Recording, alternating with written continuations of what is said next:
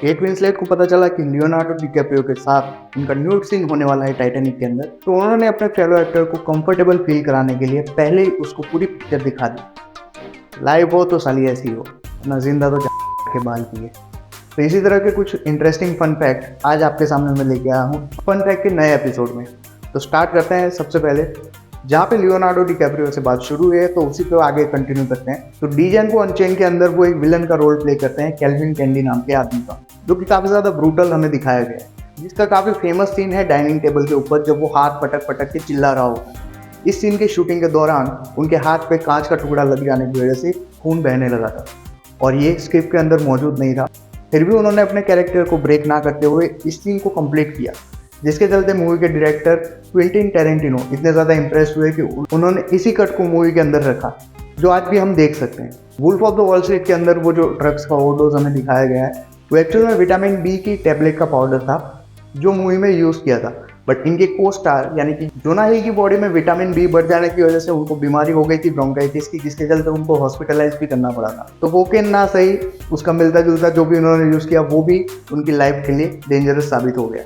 आपने ये कहते हुए तो बहुत से लोगों को सुना होगा कि बिना एक्सप्रेशन की एक्टिंग करना काफ़ी ईजी है, बट अगर आप ये आर्नोल्ड श्वार्ज़नेगर को बोलोगे तो वो आपका मुंह तोड़ देगा, क्योंकि टर्मिनेटर के लिए उसको एक रोबोटिक एक्टिंग करनी थी जहाँ पे उनको एक्सप्रेशन के बिना एक्ट करना था। उन्होंने काफ़ी ज़्यादा मेहनत की गन और वेपन की हैंडलिंग के ऊपर, जहाँ पे वो बिना देखे गन को रीअसेंबल कर सके। उसके लिए उन्होंने 1 महीने तक अलग अलग गन्स के साथ प्रैक्टिस की, ब्लाइंड फोल्ड करके उसको रीअसेंबल करना और डिसमेंटल करना।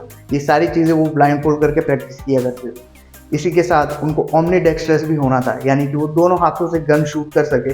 इस तरह की उनकी एबिलिटी होनी चाहिए थी, तभी उनके कैरेक्टर का रोबोटिक फील आता। वहीं पे अगर हम बात करें स्लमडॉग मिलियनेयर के मेकर डैनी बॉयल की, तो मूवी के अंदर जो दिखने वाले स्लम किड्स हैं, यानी कि जो 3 मेन कैरेक्टर हमें दिखाए जाते हैं, उनका पेमेंट उन्होंने नहीं किया था क्योंकि वो छोटे बच्चे थे। प्रोडक्शन हाउस ने ऐसा अरेंजमेंट किया था कि जब ये बच्चे 16 साल के हो जाएंगे तब तक ये उनका जो पेमेंट है वो एक फंड के अंदर जमा करके रखा जाएगा। इसी के साथ प्रोडक्शन हाउस ने स्कूल के ट्रांसपोर्टेशन के लिए जब तक ये 16 साल के ना हो जाए तब तक ऑटो ड्राइवर को भी अरेंज करके रखा है।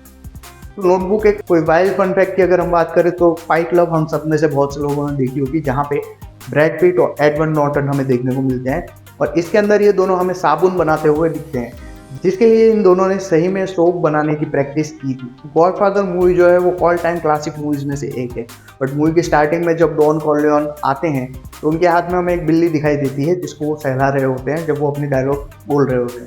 स्क्रिप्ट के अंदर ऐसा नहीं था। एक्चुअल में एक स्ट्रे कैट उस कमरे के अंदर घूम रही थी, जिनको डॉन कॉर्लियोन का रोल प्ले कर रहे हैं मार्लिन ब्रेंडो ने उठा लिया और अपने हाथों से उसको सहलाते हुए अपना सीन शूट कर लिया। तो we can say that Marlon Brando likes random pussies.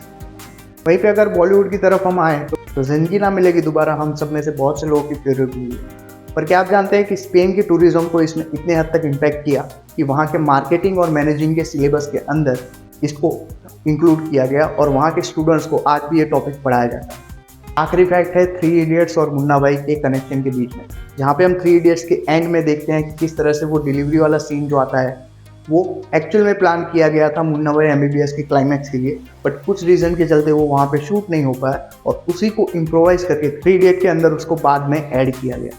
तो ये थे कुछ इंटरेस्टिंग फन फैक्ट। इसमें से आप कितने जानते थे और कितने आपके लिए सरप्राइजिंग थे, ये कमेंट्स में हमें शेयर कीजिए। हम मिलते हैं अगले वीडियो में, तब तक फिक्शन के फैन बने रहिए।